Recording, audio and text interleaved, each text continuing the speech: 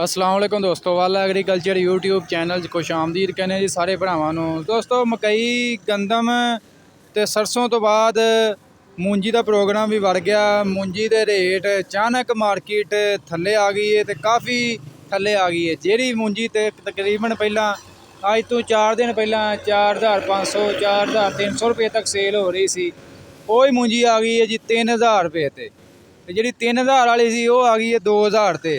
मूंजी का अचानक जो रेट डाउन होना, क्योंकि तुहानूं पता सीजन आ गया वै मूंजी की, नवी मूंजी की काफ़ी ज़्यादा जोरों शोर नाल स्टाक आ रहा सी।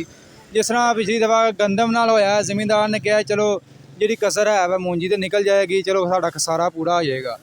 लेकिन सारा जिहड़े ने तजर्बे बिल्कुल नाकाम हो गए ने। जमींदार बिल्कुल ख़त्म कर रही है हुकूमत जमींदार का बिल्कुल बेड़ा गर्क करन दे बिल्कुल चांस कोई नहीं छड्डन डई। बाकी तुहाडे नाल रेट के हवाले नाल अपडेट दे देने की सूरत हाल वगैरह है जी। मूंजी की गल करिए, धान एरी 6 जी है 2100 रुपये तो लैके 2300 रुपये तक सेल हो रही है फी मन 40 किलोग्राम के हिसाब नाल। सुपर फैन जी है 2100 रुपये तो लैके 2500 रुपये तक सेल हो रही है। 1509 की गल करिए 3200 रुपये तो लैके 3550 रुपये तक आ गई है जी। इस तो इलावा धान 1509 जी पुरानी है 3800 रुपये तो लैके 4200 रुपये तक पहुँच गया काम। कायनात की गल करिए 4000 रुपये तो लैके 4300 रुपये तक रेट मिल रहा। सरसों की गल करिए 5800 रुपये तो लैके 6200 रुपये तक जे।